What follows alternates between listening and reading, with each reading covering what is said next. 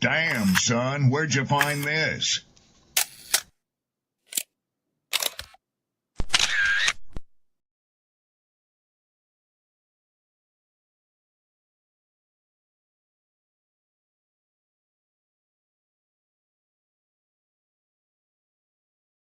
People don't be offended by the truth. They be offended because you called out the truth. Simple as that. They don't want to hear any other narrative that makes them look bad. One thing I can't stand at this big grown age is somebody who act like cause and effect does not exist. Like, yes, your actions caused this outcome. Yes, what you did lit the match. Like, why are you surprised and playing victim? Guys, Chico, they never lie. That's how you know somebody doesn't respect you. They listen to reply, not to be understood. They cut you off. They minimize what actually matters to you. They laugh at your boundaries, and then they call you sensitive when you try to hold the line.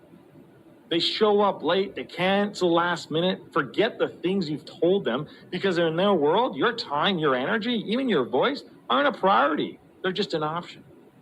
You see, there are two kinds of people. Those who adjust when they realize they've actually hurt you, and those who expect you to adjust so they don't have to change.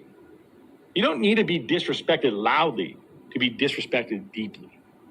Sometimes you'll see it. It's just in their tone, in their patterns, in the silence after you're known. Respect isn't what they say when they're watching. It's how they act when they think you'll tolerate it.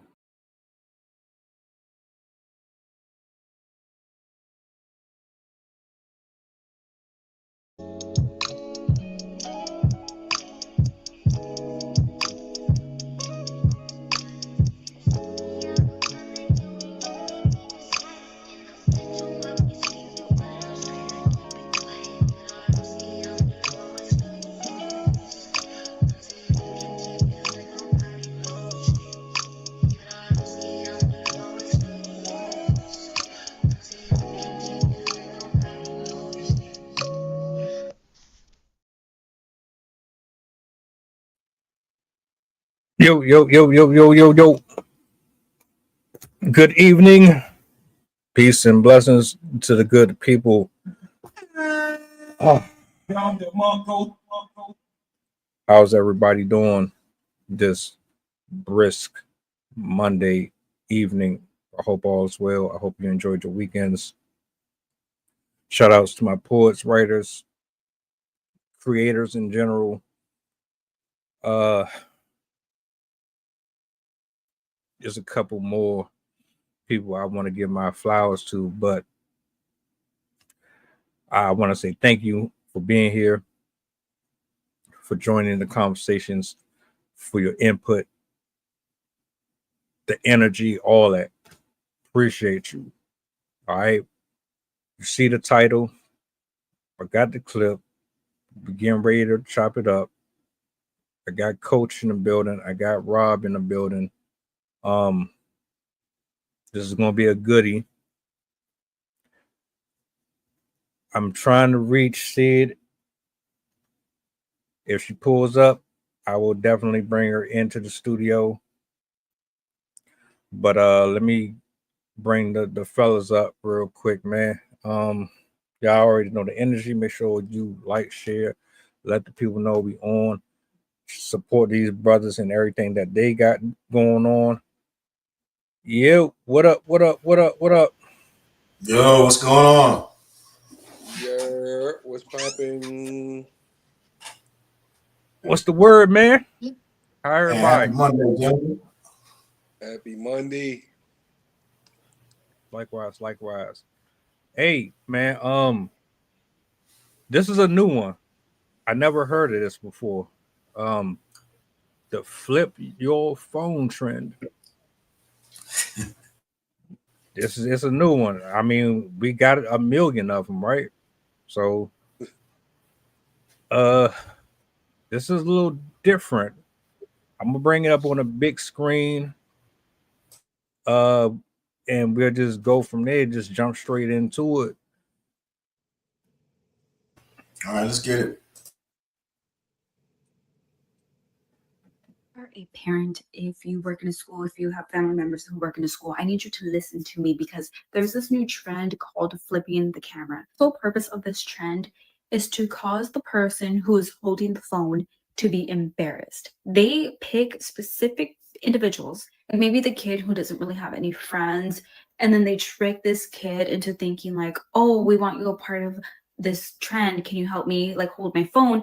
They're holding the phone, the person's holding the phone, and then they go and they flip the camera, and the person doesn't know that now they're being filmed. So they're being filmed off guard. They don't know that the camera is pointing at them, and it's just to make fun of the person holding the phone.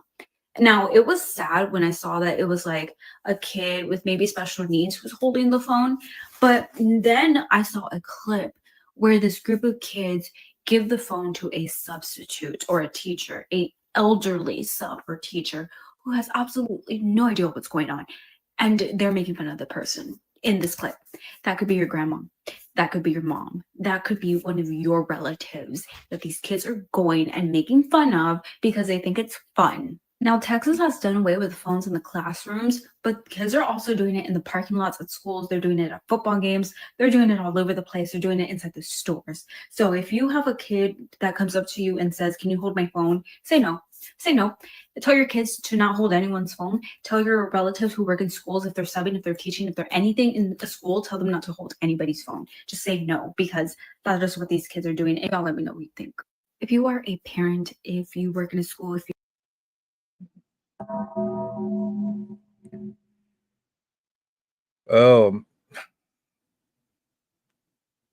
Sid, you just came at the end of the video. How are you, first of all? How's your day going? Doing pretty good. We took my son and daughter to a museum and got back a little bit later than expected because of the traffic. But it was pretty cool. It was like a physics / like, I don't know, like it was a science type museum, like science exploration and how things work and stuff like that. So it was pretty cool, very hands-on. They had a ball pit, which of course that was my kid's favorite stuff, but I really enjoyed the hurricane simulator. As you probably would guess. What did you enjoy about the simulator? I thought it was pretty cool that they put it at hurricane speed, so you could actually feel what it would have been like to actually be out in a hurricane. As you probably know, I love weather and wind and stuff like that, so it was pretty interesting to feel what it would have been like. You know what it'd be? I want to jump in one of those things, you know, like it's like you skydiving, but it's just, is that what you like? I want to jump in one of those. That'll be dope. I did that for my 13th birthday. It's super cool. Nice. Adrenaline junkie, huh, Sid? When it comes to nature, yes, but certain things, not as much. Like, I like traditional roller coasters, but flipping me upside down, nah, I'm good. Hey, Sid, when you were at the museum, did you see anybody? Did you hold anybody's phone? Besides my own, no, I did not. I'm assuming that's what this is about. Yeah, did you see anybody swapping phones and you know, doing the latest trend that was going on while trying to learn science at the same time? Is it like they're actually like flipping their phones in the air or something? I'm about to look it up to see what this is. Well, what I can do, I'll run it back one more time for you. It's like a minute 39 seconds. You have family members who work in a school, I need you to listen to me because there's this new trend called flipping the camera. The sole purpose of this trend is to cause the person who is holding the phone to be embarrassed. They pick specific individuals, and maybe the kid who doesn't really have any friends, and then they trick this kid into thinking like, oh, we want you a part of this trend. Can you help me like hold my phone? They're holding the phone. The person's holding the phone. And then they go and they flip the camera, and the person doesn't know that now they're being filmed. So they're being filmed off guard. They don't know that the camera is pointing at them. And it's just to make fun of the person holding the phone. Now, it was sad when I saw that it was like a kid with maybe special needs who's holding the phone. But then I saw a clip where this group of kids give the phone to a substitute or a teacher, a elderly sub or teacher who has absolutely no idea what's going on. And they're making fun of the person in this clip. That could be your grandma. That could be your mom. That could be one of your relatives that these kids are going and making fun of because they think it's fun. Now, Texas has done away with phones in the classrooms, but kids are also doing it in the parking lots at schools. They're doing it at football games. They're doing it all over the place. They're doing it inside the stores. So if you have a kid that comes up to you and says, "Can you hold my phone?" Say no. Say no. Tell your kids to not hold anyone's phone. Tell your relatives who work in schools, if they're subbing, if they're teaching, if they're anything in the school, tell them not to hold anybody's phone. Just say no, because that's just what these kids are doing. And y'all let me know what you think. If you are a parent. And there you have it.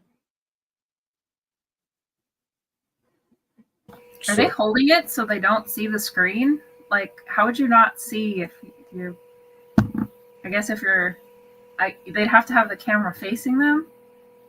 That's the only part that I don't get. I'm like, how do you not notice that, like, is the screen away from them? I would think I can think of is they're holding the phone to take a picture, but the screen is on them, so they're looking at their face.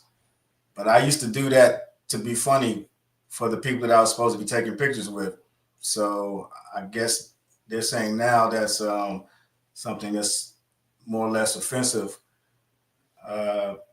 Because I guess they may not be aware, because she did mention some folks that maybe have some disabilities, so they might not catch on. She also mentioned some people that may be older when she says the substitutes, the older substitutes. So maybe someone that doesn't know how to necessarily work the electronic device, and they're taking advantage of it and laughing about it. I guess that's what I took from it. Zay, what's going on, brother? Just a quick recap. So what we got here is a trend that people are using is essentially bullying. That's what it comes down to. That's what is being considered as. Now, I don't know how anybody else sees this based off of the clip, but what they're doing is they're taking the camera, they pick a specific person based on their aesthetics, how they look. Maybe they have a condition, and the camera is facing the people that's taking the picture, and then it flips back on the person taking the camera, and then they post it on social media, and then you get a bunch of teenagers and adults who pretty much clown whoever is the recipient of the image itself. That's pretty much the sum of that. But I don't know. Initial thoughts, anybody, like, just off of kids is mean, man. Like, I don't, not to cut you off, I'm sorry. Was you good? Go ahead. Finish what you were saying, bro. No, you got it. Kids is mean. Like, unless they got that love, they got loving parents that are teaching them how to be kind and compassionate. A lot of times kids is mean. It don't matter rich or poor too. It don't even matter skin color or nothing. And it's just a new way. You know what I'm saying? I deal with social bullying just about every day. So this is just another way that they found to do something. And what I have been teaching, what I have been realizing a lot of times, a lot of the mean kids, they don't like themselves. So they try to do everything they can to make everybody else feel bad because they don't feel good about the life they have. And I know because I was mean before. Sensitive but mean, and a bully at times. And I didn't like myself. So this is just another method that they could use to try to embarrass people. And in certain places, again, when they don't have that that support system, teaching them teamwork, teaching them, how to have a high self-esteem, teaching them self-love. This is what they run around doing all day, every day, trying to ruin somebody's day. And I'm from the hood, so I remember that's the way I felt about life. I wanted to make other people unhappy. But then when I realized, it was just like, man, that's such a waste of time and energy. So that's I don't like it. And then being in the schools, I can tell you right now, one of the number one problems we have is the phones. So what we have to do, we make them, they got to, matter of fact, I think the governor banned phones in Florida. So technically, they're not even supposed to have their phones regardless. Like, no kid should be in Florida, should be coming to school. But of course, they still bring them. But in our school, they got to, if you don't keep it in your book bag, you got to give it to your teacher or turn it into the front office so that we know that you don't have it. I've noticed that in a lot of places are starting to follow suit. I think it was Norway did this a month ago where they banned students from having, or I think it was actually social media. They banned 16 and under from having social media. And then Australia also just banned social media for kids under 16, as well as a rule that you can't, like across their school boards, that you can't have your cell phones in the classroom because they're deemed a distraction. One of the things that I kind of found interesting is just how at the end she was like, don't give your phone to people. If they ask for your phone, don't give it to them. Like, that was something I grew up with knowing and like something to consider. My parents always said, if you have something that you care about, don't give it to anybody. Don't let anyone borrow it. Don't let anyone just take it and hold it or whatever, because that's their gateway to steal it from you. And then also they might be more careless with it and might break it. And like, do you really want somebody to be responsible for breaking your phone that you were responsible for? Because if you break your phone, you're not getting another one. And I just kind of had that in my mind when she was talking about this trend where I wouldn't even trust anyone to give them my phone. If someone was like, hey, let me have your phone so I could record a video, I'll be like, no, thanks. Why don't you just use your own phone? Like, that would be really suspicious to me. I'm like, why don't you just use your own phone? Why would you? And then if somebody tried to give me their phone so I could film them, I would be, I guess, holding it in a specific direction to make sure that I'm actually filming them. So I can see why more vulnerable populations would be targeted, because one, they're less likely to notice what's happening, and B, I mean, they're going to be the ones that, like, people make fun of them just for their appearance, just for their facial expressions, just for how they're acting in the video. And so I think it's less the phone trend and more so who they're targeting. That is the whole aspect of bullying. Because if I had seen this initially and didn't hear the add-in of like they're choosing like elderly teachers, they're choosing people with special needs, I would have just thought it was a dumb trend, and I wouldn't have really seen it as bullying, because I would have been like, I mean, kids are going to be stupid, like that's what they do. But knowing that they specifically target certain people, that is to me what makes it actual bullying, because they're trying to put people that are already vulnerable in compromising situations. And so I think that's the real issue here, is that kids are learning to, I mean, this is behavior that is from their parents. This isn't something that kids are just like, kids aren't naturally mean. Kids are taught these behaviors. Kids are taught who are the vulnerable populations by what they hear their parents say. And if your parents are saying derogatory things about certain groups of people, those are exactly the types of people that you're going to target with your bullying. You're going to feel better than them. You're going to think that you are a superior human being in comparison to whatever groups that your parents are talking bad about or treating badly. And so again, kind of like our discussion last week, this is yet another indicator of how parents are not teaching kids the right way to act. This is, again, a reflection of the parenting that is going on, not the kids, because it is a reflection of the kids, but it's very much a reflection of the kids' parents and what they're being allowed to do, what they're being exposed to, what is being permitted in the home. Because I guarantee it, a lot of these parents are probably going to have the same reaction that we saw from those kids that beat up and attacked that pregnant woman and her children. They're going to be very dismissive. They're going to blow it off. They're going to, oh, it's no big deal. Why are you coming after my kid? They're just being kids. But this is exactly what we can't allow, because by permitting minor infractions like this, it paves the way for future violence towards people, because it allows them to become comfortable with being aggressive towards others, being being comfortable with shaming other people just because of who they are. And again, it paves the way for worse bullying, because it allows them to see that they can get away with it, that, oh, it's not that bad. And future decisions will be easier for them to make because they won't have that voice in their head saying, like, this is inappropriate, you shouldn't be doing this. There were no repercussions from the past to help them figure out their choices in the future. Zay, how you feel about this? We giving too much power over to technology? Are we putting too many devices in front of these kids' faces? Is this a part of the problem? Is this just something that is in addition to what is lacking in the household to you? Like, what's your thoughts?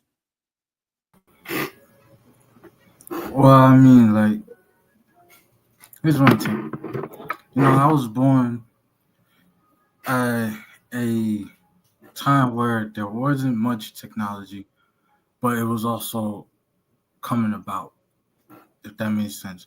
It was starting to be around the world. It was starting to come make a change. And it was helpful, it was beneficial, but it was also taken away from normal things like going outside or, just interacting with humans. It started out in little tiny ways, but at the same time, it helped in so many ways too. And I understand there's a lot of bullying going around, but like I said, this is not just about technology. This goes with anything. I feel like it's the person that wields the sword, if that makes sense. It's not the sword that has the power. It's the person that wields it. And there's so many different factors that go into it, but I do think technology could be beneficial if people just use their heads, not have technology control them, but control the technology, if that came out right. What do you guys think from that standpoint? Hey, I think that was a great point. I think you have to be aware of the age gap, because we tend to show the distance and the separation by talking about how we grew up and how things were, maybe 10, 15 years ago. And what it sounds like is that we just aren't progressing as people. And we're the ones that's less resistant to change. I think as the technology grows, you need to educate yourself. I hear a lot of people that hold out on updating their phones, hold out on updating devices, laptops. But the people that aren't holding out on doing those things are the kids. They got the latest and greatest technology. They have the latest things that's going on. And as they're educating and as they're learning, I think the parents, uncles, aunts, whomever, they aren't necessarily educating themselves and staying current with the times. I remember growing up listening to, tapes of rap music, but there was somebody saying, hey, that music's bad, that music's the devil, whatever the case they were saying, back when you had Dolores Tucker and they're running over CDs and everything, but there was always somebody there. It was the balance. And right now there's no balance. It's like people don't even care enough to keep up with the technology and how it's curving and how it's changing. So yes, it's the parents' responsibility, but I think it's your responsibility, period. If you plan to be involved in society, is you have to evolve like everybody else is evolving. You got to be careful because we say things like things are suspicious. We can blame the parents, but we also have to keep in mind too that these kids are also a product of their environment outside of the home. So maybe again, we talk about schools and we talk about teachers, maybe not give them extra responsibilities, but maybe take some things out that's no longer applicable and update them with some things that are applicable in 2025. So maybe plug and play and update some policies and procedures so that some of the things that, might not be necessary as important as they were, you can kind of maybe make the job more simplified to, times of the day. And you have to get that feedback from teachers. I work with some teachers and some principals, but just using some of the feedback that they're giving me. So we got to make sure those things are updated. And then kids are learning from their parents, but I wouldn't say that their parents, that you can hold them necessarily accountable for every bad action that they have, because the unfortunate portion is it goes back to educating yourself with technology and being able to put those restrictions on the devices. How many people give their kids free range with the device? How many people put the restrictions on there for words, nudity, graphic, different content on the actual devices themselves? If you, the parent, don't even want to get an updated device and you don't even know, the new terms and policies of the device, then how can you police your, child that's using the said device? So again, it just comes back to the education, then the communication piece.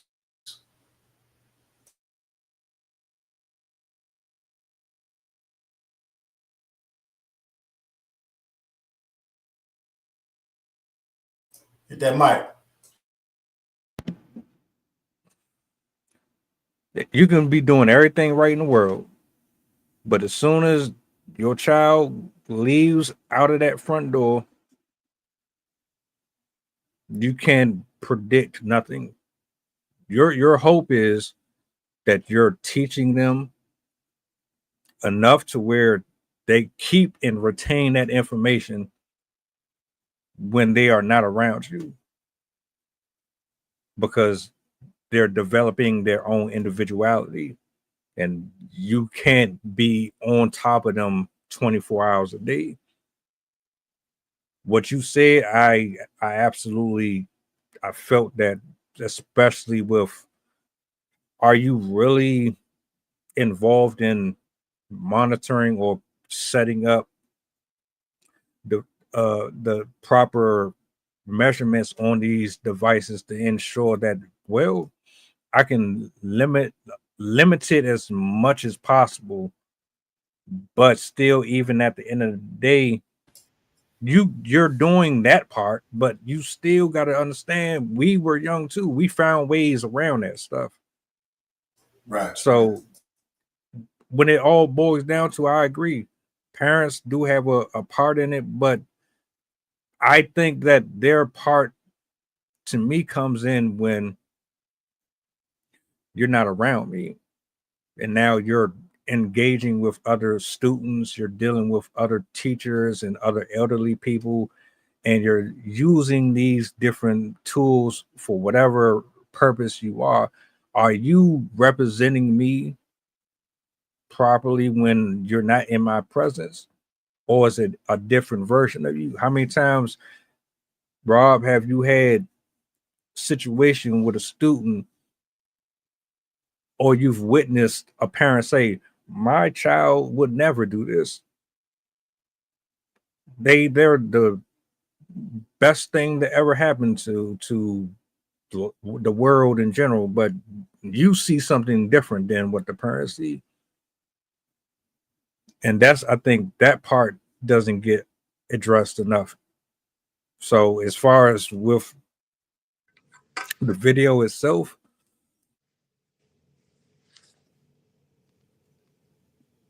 I put fault on adults and kids. One, because adults are online cyberbullying all the time. We don't hold them accountable for trolling. We don't hold them accountable for telling people to off themselves. We don't hold them accountable for just meaningless, pointless use of arguments that's just there just to cause problems for no apparent reason. Like, there's a lot of factors that go into it, and when you got kids looking at you do it, they're gonna think it's okay too. I never knew anything about the whole flip phone stuff. Like, the bullying that I remember was right there in your face. It wasn't through text messages and all that stuff. You were sitting in your classroom with them or at the lunchroom with them and all that. But this right here, yeah. Yeah, now look.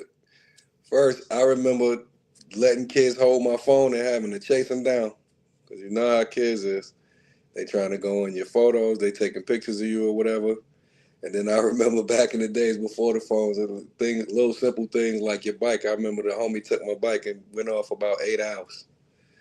And I'm with Sydney to where you got to teach your kids to protect their property. Don't let nobody do nothing. Even adults too nowadays, especially when it comes to strangers. Like, I'm always in a position. You have some nice people, and a lot of times you could be a good judge of character. But if a stranger walked up 9 out of 10 times right now to use my phone, nah, B, I can't. You know what I'm saying?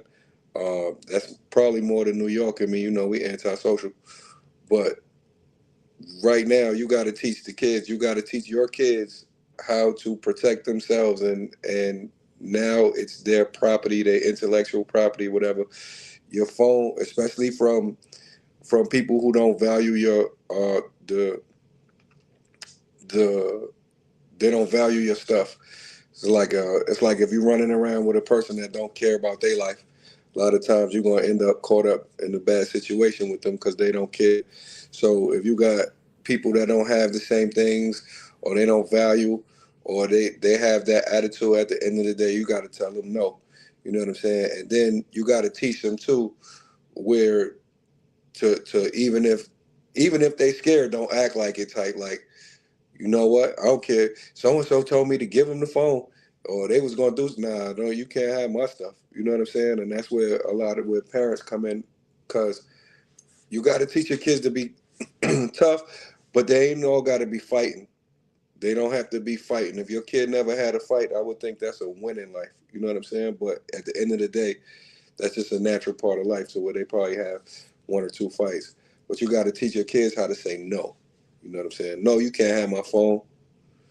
If y'all like that, whatever way you are, if you got a mean spirit or whatever, you got bad intentions, you got to stay from around me. I'm going to stay from around you. You know what I'm saying? And at the end of the day, even as adults, we got to protect our property and our spirits, because you never know. You know what I'm saying? So with all of that, I think that it could start from the home. Some kids is gullible or whatever, but at the end of the day, you really gotta instill in them, like, yo, this is your stuff. You better bring it home. Don't break it. Don't lose it. You know what I'm saying? And if you got your phone out in a place where it's not supposed to be, then you probably should have your phone taken. What's some things that you guys think that can help parents and kids? Because right now, a lot of buzzwords is people are calling themselves empaths. They're calling themselves, basically everything that's out there to identify themselves as being socially awkward or socially distanced. So what's some things you think that could help people out individually out there that can, as far as with young kids? Self-esteem, bro. Straight up. Self-esteem. Learn how to teach them how to love themselves. Teach them how to protect themselves. And teach them how to say no. You know what I'm saying?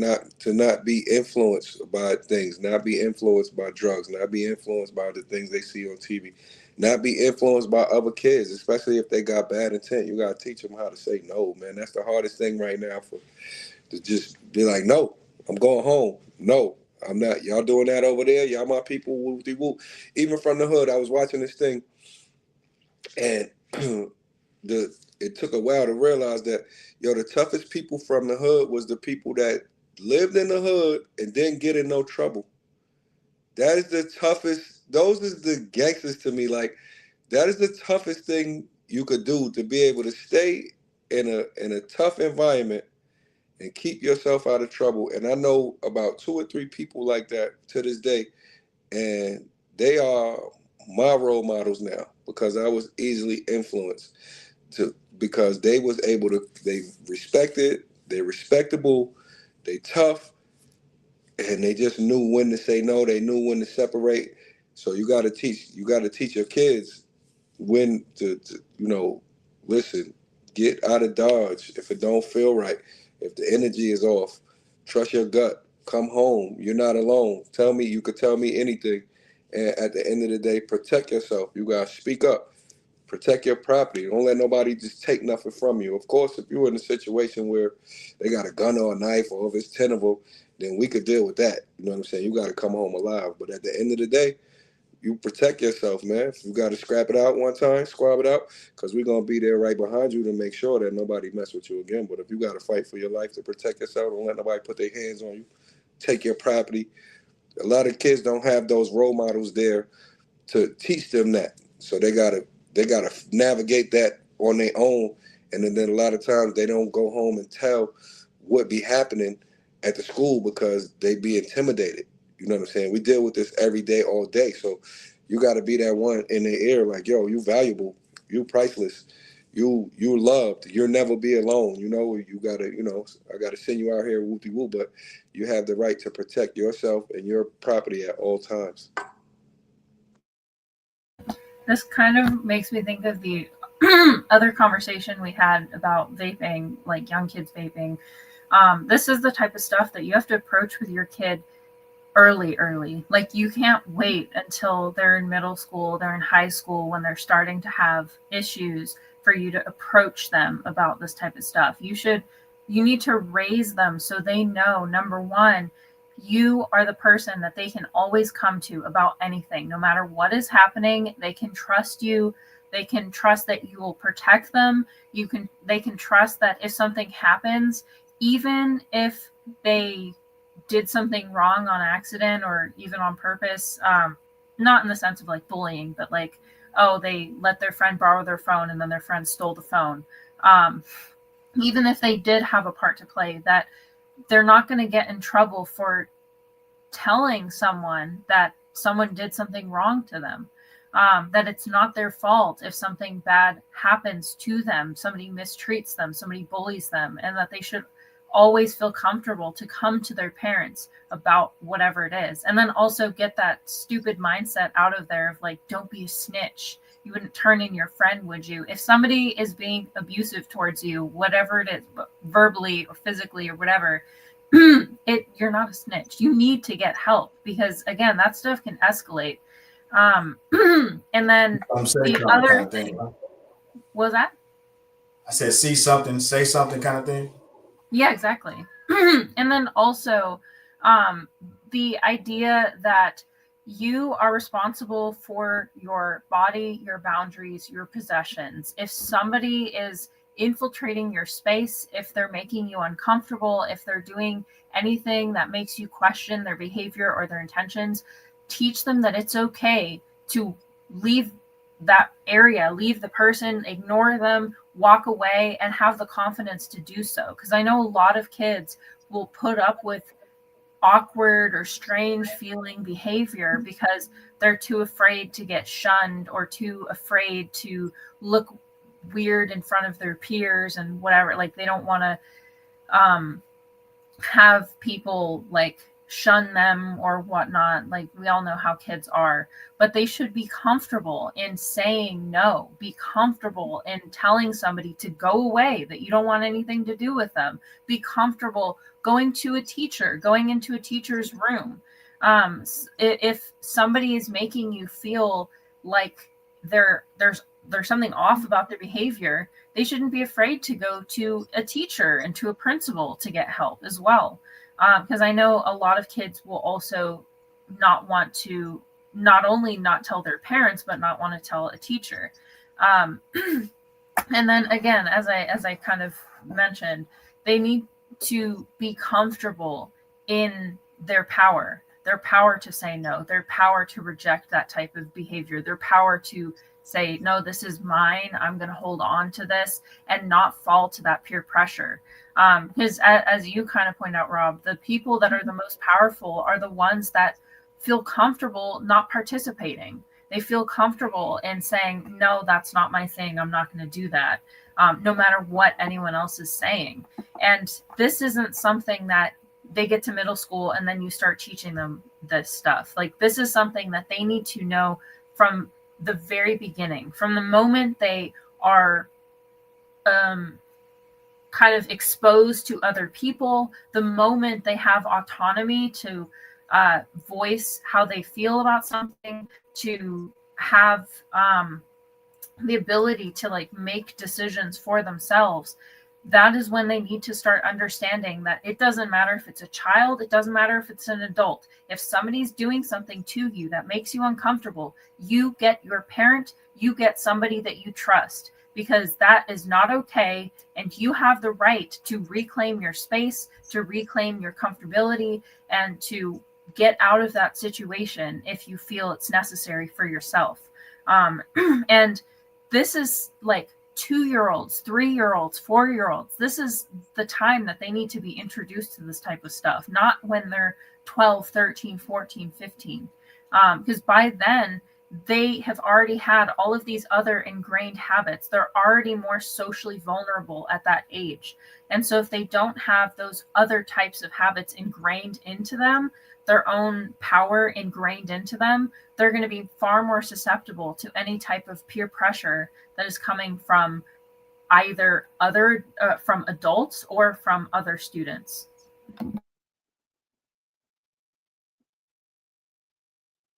I think it's important that you give your loved ones every opportunity to know that it's okay to have their own personality. You got to be comfortable in your own skin. Either you're going to teach them how to do it or someone else is going to teach them how to do it, period. I would rather have those uncomfortable conversations with you inside the house than you have them outside the house. Because most likely you dealing with different spirits, it's going to mess up your frequency completely. That's dangerous because you're going to bring that into the house. And the man and woman in the house have to be able to prevent those specific things from entering and creating its own home inside of a structure that is designed to keep your family healthy. And if you're allowing your children to pick up on characteristics and traits outside of the house, it's not only going to affect them, it's going to affect everybody in the house too, eventually. You can't say this is bad, don't do it, and not have specific details, examples, experiences, testimonies. You have to be able to talk to them as if you're talking to yourself. Imagine talking to yourself at 12 years old. telling them what you know now to someone that you were before. You have to have those type of conversations with your kids, period. You don't want someone else showing them how to smoke and how to drink, and that's not it. I don't. That's just the answer your question about empaths and things like that. Being vulnerable is not an issue. You can be vulnerable. I don't like all of these buzzwords. I don't like when you say, "Oh, you're weak if you cry as a man," or you're you're soft if you walk away from confrontation, or you're this and that because you don't do this and that. I don't subscribe to that. What you're basically telling me is, if I don't follow a model that society has set before me, then that's a bad thing. And that does not mean that it's actually a bad thing. In fact, it's probably the best thing for you. Rob, you said something about a individual specifically who said, I'm not even about to fit into this mold. Yeah, I can't. I grew up here, but that don't mean I have to accept it. And you don't. Just because they gang members and you grew up in the sandbox with them, don't mean you have to follow the same trend at all. And I would rather you say, you know what, he's square. I don't want to be around that. Cool. You're more likely to end up in jail before me. Teach foresight, teach wisdom, teach the difference between someone just talking at you and talking to you. You can have knowledge, but don't know what to do with it. I think a lot of people have information and it's just wasting away. I think most of us understand right and wrong, but we don't really understand the different dimensions that you can go into when you play in these different elements with different folks. So I would say that. And then one other thing, just in regards to the parents of the kids who don't really have much pushback with the bullying stuff, and they need to be held accountable just like their children need to be held accountable. There's no way, or there's no reason why a woman that is not even in her final trimester is getting assaulted by a bunch of kids, and then the parents are getting on the internet with these sob stories and fake apologies, knowing that they've been giving that woman and her kid problem for 2 years. That coincides with this specifically because at the end of the day, your kids are a product of you, period. They're going to eventually go out here and develop their own timeline. They're going to have their own, how can I put it? Anybody here ever watched Pulp Fiction? So there's like 3-4 different stories within the movie. Everybody done had 3 or 4 different versions of themselves in life. I know I have. I've been the smoker, I've been the drinker, I've been the lover boy, I've been the atheist, I've had my stint with all different versions, and yeah, you can only do but so much. But I go back to what I said earlier. Talk to your kids and don't just pacify it and then blah blah blah blah blah. Then you go back to watching TV. No, you have to really be in there with them. I yield the mic. Zay, you got anything you want to share with us? You cool?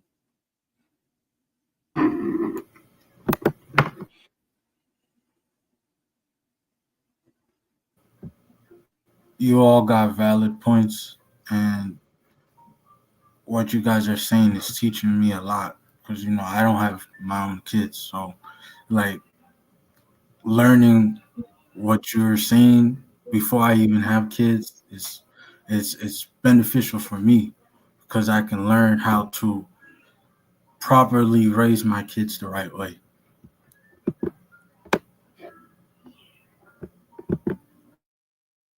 Yeah, I don't think anybody, like right now in 2025, you don't want to put nobody in a position or at a disadvantage. Most people would say, and I give it to you, Rob. I see you. This ain't going to sound very popular, but I'm with Denmark. Nobody under the age, anywhere from 16, 15 under, no, they shouldn't have no devices. Well, you shouldn't be on your phones like that. We really need to put these kids back outside in the dirt. Let them play, but you can't do that. I know we're not going back to that. That's not happening. We done already passed that. But just my 2 cents. You was about to say something, bro? Oh yeah. Nah. I think we got to teach the kids too.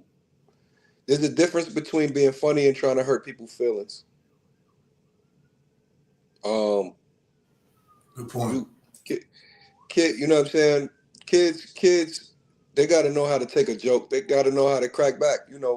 As a kid, that'll make you kill yourself if you can't respond in them situations to where you get embarrassed or whatever. So you gotta teach kids like, okay, it's if somebody say your head big or whatever, you know what? You say they nose big or whatever. You know what I mean? You got to be able to come back because that's just the way the world is. And some people be joking, but where we cross the line is when I'm trying to hurt your feelings, and that's a big problem because a lot of times you'll have a kid that's going through it at home and they feel like they're just playing. You know how a lot of kids, I was just playing. But like now you hurt their feelings. Well, I was just playing. That's how we do at home. And they just don't know. You know what I'm saying? But at the same time, you have to let your kid know, like, all right, is it harmful? Is there a foul in it? When they said what they said or they took your phone. Because sometimes your friend might snatch your phone and be like, oh, look.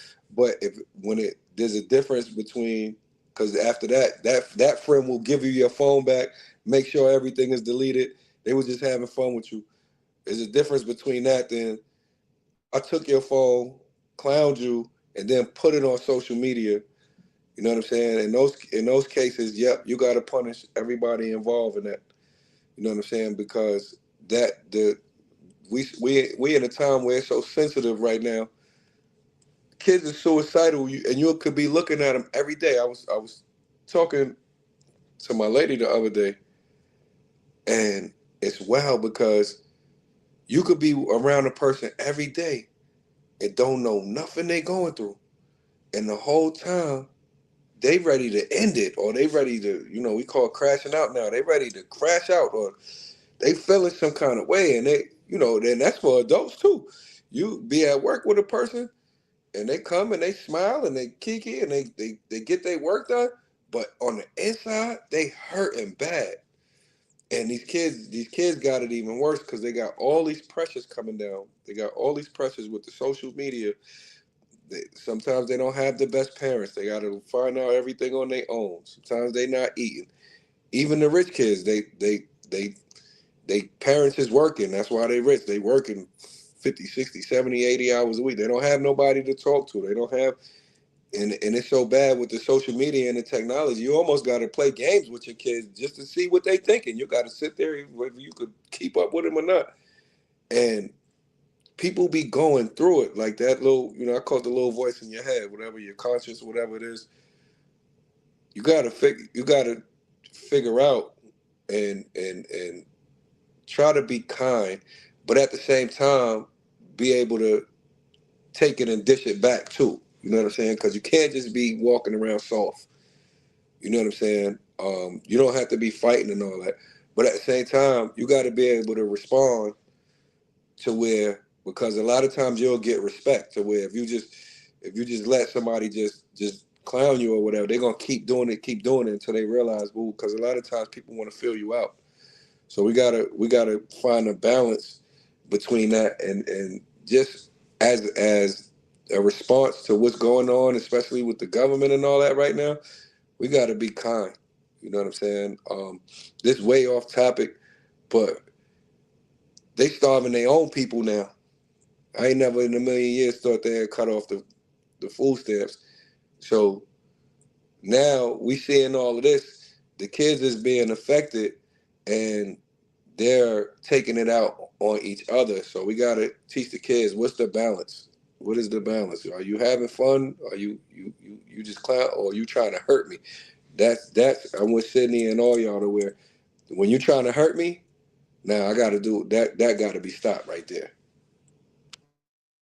Yo, so what I'll say is I watched Mike Epps. He did an interview the other day, and I thought it was pretty interesting because he said as a comedian, there's no real career path, right? He said typically it's the kid that's acting out in the back of class, that's the funniest, but get labeled as a troublemaker. It's typically the kid in the lunchroom, doing something hysterical, making everybody laugh, but they're typically labeled as a troublemaker. So it's kind of hard if somebody naturally has humor, that's an emotion, and you don't allow them to express it, so you have them suppress it. But you're a champion saying, hey, you should be able to cry and show those type of emotions. So now we're picking and choosing what type of emotions we want people to show. We're picking and choosing which type of emotions are acceptable. So I think we've had enough talented comedians right now. Eddie Murphy's getting praised right now with his biography and everything he got on Netflix. But I think if that was maybe a field that was more respected, because it takes an art to make somebody laugh, right? And then typically what you hear from comedians is it comes from a place of pain. So it comes from a place of pain, and they turn that with pain, which is an experience, which is also, if you go to therapy, it's accepted because it's trauma, right? So if you teach them to harness that energy and turn it into something positive, and it's looked at as a way of positivity, creativity, and art, because it is an art in order to make people laugh. So I think, again, it just goes back to changing perspectives and old ways of looking at things and doing things. I think we already answered our own questions, but we just pick and choose which ones we want to subscribe to. The other thing is, like we mentioned, the sports, as far as for maybe start pushing. You got so many things out there, like karate and taekwondo used to be really big back in the days. Right now, you got jiu-jitsu, you got, all these different hand-to-hand combat individual things that build self-discipline, it builds confidence. Maybe if the parent checks their ego at the door, that you may necessarily don't have anything to offer your child in that realm, but take them to some place that does. If you went through something because you were an introvert or empath, or you just was not an outgoing personality, maybe look at that as an attribute that can help your child, growing up and doing different things. So I think if we just tend to look at things differently, I think we've already answered some of our own questions, but more or less as a society, as we look at those things and just try to build everybody up, versus saying, well, I don't want my kids to go through this. I don't want them to go do that. look at the logical standpoint. If they go out and learn an individual skill, then that means they'll be able to think for themselves. They'll be able to do for themselves. Like they say, I can fish for you and you can eat. Or I can teach you how to fish and you can eat for the rest of your life. You know what I mean? So different things alone, you just got to adapt that mentality to different things. And then you mentioned, it was a great point. You say play games. You might have to play games to understand your kid. If it's some shit you're interested in, you probably do it. If it was throwing the football, if they shared a love of art like you did, whether it was basketball or volleyball, whatever it is, sometimes parents just need to not be as selfish and take that interest anyway. You know, you might not want to play freaking Minecraft, but, you know, get in there and get 20 minutes out of it and then meet them where they're at. And then that way you open up those doors and the opportunities to have those communication opportunities. So, you know, a lot of times we get stuck in our own ways because of our own mindsets and then how we were raised by our parents, you know.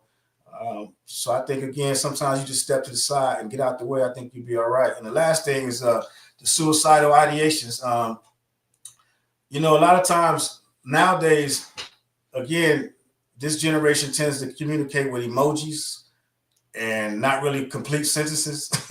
So it's like you kind of unlearning the things that you've learned, but you step your emoji game up. You know what I mean? Because you speaking to them and asking them how they're doing, they aren't responding. They aren't receiving that information as far as for, what do you mean, how am I doing? You know what I'm saying? So if you can't even get past, you know, the hello and that, then you're not going to be able to get to a deeper level. It's going to continue to stay shallow. And like I just saw today, the Slender Man or somebody that was online hurting people. And so they, you know, tend to gravitate more something towards that. So again, just try meeting them where they're at. Maybe not necessarily be stuck in your ways to, this is the way I was raised and this is how we did things. But if you got to get in there and play some Roblox or some Minecraft, you know what I mean? Get in there for 15, 20 minutes, you know? And that's a start. At least I think if you start to put that foot forward and try to meet them where they're at, I think that's, you know, a better approach than just not necessarily doing anything at all. I'm out. That makes me think of this piece of advice that stuck with me that I learned years and years ago. I think I might have even been in high school or college, where one of the early ways that you engage with your child is when they start to bring you artwork, don't guess what's in the picture. You ask them, hey, can you tell me about what you drew? Or can you describe this picture to me? Because then that gives them the opportunity to come to you with what they created. And it gives them a chance to show pride in their work. It gives them a chance to voice what they were thinking, what they were feeling, what they were imagining when they created this artwork, as opposed to, like, especially kids that are more shy or introverted. If you just ask them directly, sometimes the kids will just be like, yes.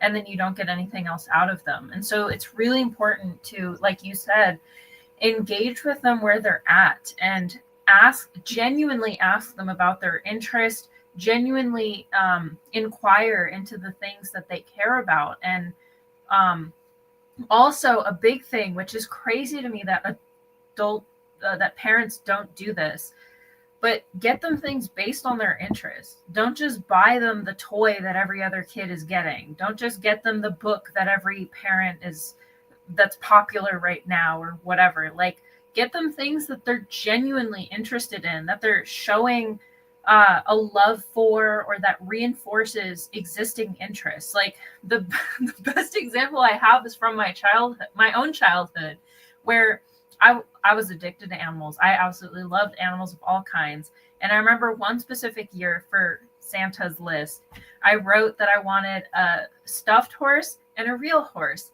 and a stuffed guinea pig and a real guinea pig, and like a bunch of stuff. And then my mom went out and got me all this like craft stuff. And like I could knit my own stuffed animal, or I could like painting and all this other stuff that I never used. And I was so disappointed because I didn't get a single thing on the list that I had asked for. And I mean, at the time, I felt bad because I was like, I'm trying not to be ungrateful, and I tried to make an effort to use those things. But I remember being so disappointed that Christmas, like opening everything and not getting anything that I had asked for. And this is something that kids can experience all the time, where they're so excited to share something with their parents. They're so thrilled about a certain hobby or an interest that they have. And then as soon as they approach their parent to talk about it or to just go on and on about it, their parent either brushes them off and like, oh, I'm too busy right now. Oh, I don't want to hear it. Oh, I've heard enough about that. Oh, you've told me this already. That type of behavior is going to make them feel over time like their voice doesn't matter, that their interests are insignificant to you, that you don't actually care about who they are underneath. And they're more likely to start modifying their own behavior to match what they think that you want. And that type of behavior is exactly what leads kids to either A, be the bully themselves, or B, be more susceptible to the bullying, because they're more likely to mold their behavior to match other people around them, because that's what they've been trained to do. They've been trained to mask their personality, to ignore who they are inside, to not exist in themselves, because it had been brushed aside so many times before by the people that were supposed to be there for them. And it's our job as parents to meet them where they're at and to encourage the things that already exist inside them that they love. And of course, you do have to introduce them to new things. Like, you can't just, you're only interested in these things, so I'm never exposing you to anything else ever. You still want to expose them to the world and have them learn different areas so they can see if there's other things that they're interested in. But it's also your job to reinforce the things that they care deeply about. Like, every kid has their passion, and a happy kid is one that has access to the things that they care about. Whether that's sports, whether that's animals, whether that's science or history or whatever. It's your job to reinforce that and give them the opportunity to dive deeper into those interests. And oftentimes, those kids are the ones that end up being the most successful in life. Those are the ones that end up in careers that align with their interests, and so they're more successful. They've shown it in studies time and time again that if you enter a career that you're passionate about, regardless of what the pay is, typically you're more successful than people that just take jobs for the pay, because your passion behind it allows you to progress and to push through even when you experience difficulties. Whereas if you're only in it for the money, there's a higher rate of people quitting those jobs and not being promoted because they don't have the excitement behind it that will make them stand out in a workforce situation. And so, as I said, basically, as a parent, it is your duty to be there for their child as they are. You're not there to force them to fit a certain mold, to dress a certain way, to act like all the other kids, or to do what's most popular. If they want to do what's popular, then sure, go for it. But if they're showing you specific interests, if they want to watch certain movies within reason, if they have certain things that they care about, those are the things that you should focus on. And I don't see a lot of parents doing that nowadays. I see a lot more parents that are basically like, I design your room, I choose your outfits, I choose the friends you hang out with, I choose the hobbies that you're in and whatnot, I choose the books that you read, and all sorts of different controls on them, hoping that they can mold their child to be what the parents have in mind that they want their child to be. But these children are not going to be happy when they get older. And it's going to get to the point where either they give up themselves, they give up their personalities, and they are unhappy with themselves, or they're going to cut off the parents once they're old enough to realize, you didn't let me be myself. And again, as I said, that type of mentality also makes them vulnerable to this type of bullying that we're seeing, because if they aren't allowed to be who they are, they're not going to have confidence in their decisions. They're not going to be comfortable being different than other people and going against the grain. And so they're more likely to allow and to cave to that type of behavior when they're exposed to it, because they don't have confidence in who they are. We'll see it. We'll see it. I want to go around one more time just to get everybody's bars off. If anybody, want to add on to what she said, or if you feel like we left something out. Because I think we covered a lot as far as when it comes to children who are on the other end of the you're making fun of me thing, but I don't know if we've necessarily addressed children who are using these things as a means of entertainment. Like, why are you continuously? And matter of fact, I believe, Rob, you alluded to this earlier about them not really liking themselves. I don't know if that was specific to the kid doing it, but that's something that needs to be addressed too, right?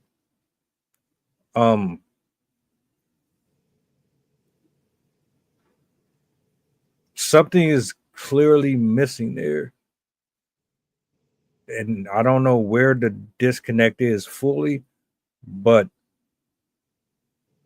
this has been going on since forever. So, like, at some point, we got to start somewhere with this. So I'm gonna turn it over to anybody who want to add anything on here. We'll wrap up. Go ahead. Yeah, I'll just say that. I'll just say that hurt people hurt people. You know what I mean? That's just one thing that remains true. Like you mentioned it, and obviously if they're not feeling good about themselves, like DMX6 said, I see people having a good time, I'm gonna ruin it. You know what I mean? I think that's something up for you know what I mean, for anything. You know what I mean? If they're not happy, man, hurt people. So I don't think it's a deep dive that needs to go into it. So that's all I got. Yo, real quick, listen, and the phones is the new drugs, man. Yo, I'm addicted to social media. I'm 45. Tell you straight up, I can't even go 5, 10 minutes, 20 minutes, and it's bad too. And then not only that, my attention span short. It's hard for me to watch a video more than 30 seconds. So the phones is like the new crack. You got to listen, if you got children, two things, and I'm going to yield the mic. You got to learn, you can't watch them all the time, but you need to know as much as humanly possible what they're doing, who they're with, where they are all day, every day, and how they feel. And then second, regulate that phone time. You got to, because I'm at the school. You take a kid phone right now, they'll fight you. Take a kid, try to turn off a kid YouTube right now in these day and times. And that's a whole argument, a fight. You might get attacked. You know what I'm saying? Because these phones, they got us in I saw the thing where it said the cell phone. It's working. It's keeping us in the cell. So as far as for the children, you got to regulate that and teach them balance. Like, all right, you know what? You got phone time, whoop-de-whoop, da-da-da-da-da.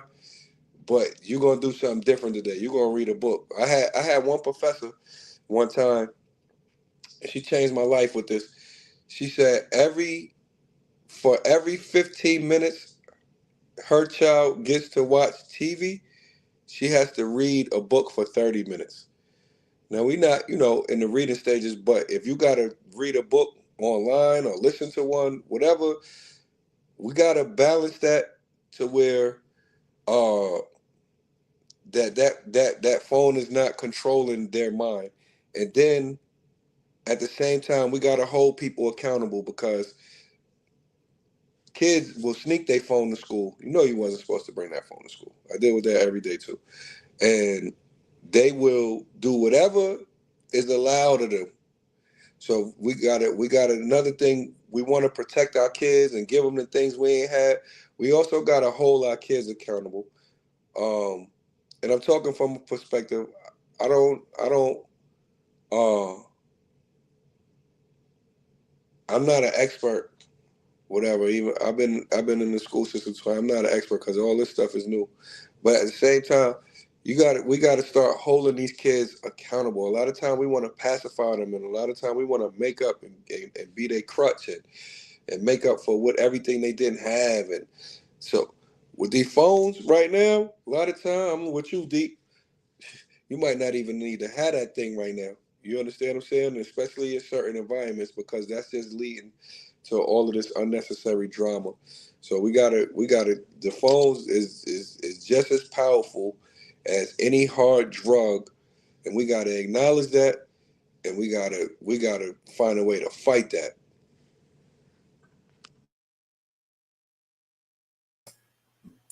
Agreed.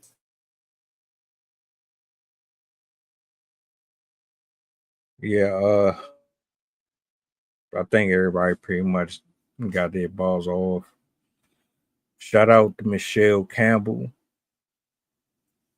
Shout out to Boogie. Shout out to Custom. I've seen a few faces in here tonight. Shout out to everybody on the panel. This was a pretty dope discussion, man. Hopefully it helps somebody. It sits well in somebody's spirit. These are the type of things we need to cover more. I'm with you, bro. I done picked up my phone a few times during the stream, and I gotta get away from it too, man. I gotta get back into reading myself. So I think, yeah. I was just going to say that's exactly why I left Instagram, because I got to a point where even when I wasn't on my phone, I would find myself moving my thumb as if I was scrolling through Instagram. And I was like, oh, I don't like that. It has hijacked my brain. And that is super alarming. And this month, I made a pact with myself that I'm going to actually read. And I've gotten about 3/4 of the way through the book. And this is the first book that I've read since college. It's been 10 years since I've actually read a whole book. And it's interesting because comparing reading the book to watching videos, because granted, most of the stuff that I watch is not mindless. It is a lot of like educational stuff.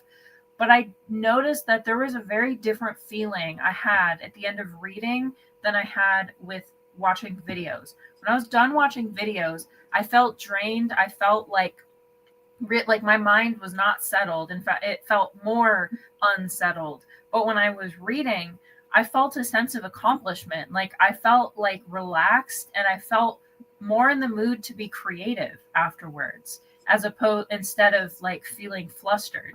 And that was pretty eye-opening to me, because I was like, wow, I've really been doing myself a disservice by thinking that watching these videos were actually good for me. Because yeah, educating yourself is a good thing, but the medium matters. When you watch videos and when you're jumping from video to video, it affects your mind very differently than when you sit down and give the focus to a book and you're calmly, quietly absorbing what you're reading. And if anyone is struggling with like anxiety and all like you can't calm your thoughts and stuff, I highly suggest starting to read. Pick something that you're interested in, but reading can do a lot for your brain that I didn't anticipate it would do for me.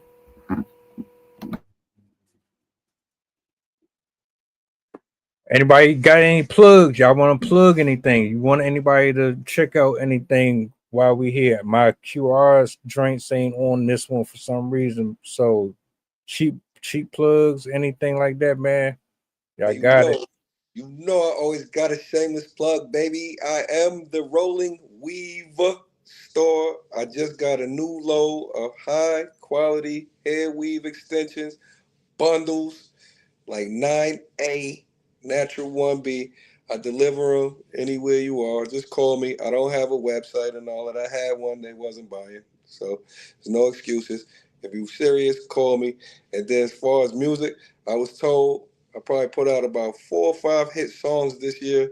It's International Rob on all the streaming platforms. Yep, I'm chasing the rainbow, trying to depend on streams because I believe in the power of sales, but it's International Rob on all of the major outlets. I just put out Make Sure, Bankroll, My Sport, Got One. They've been calling me, telling me those is fire. Holla at me, go download the songs you like, check it out, all the videos on YouTube. Let me know what you're thinking.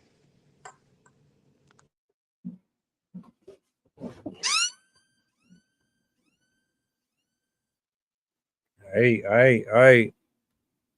Hey, look, we about to get up out of here.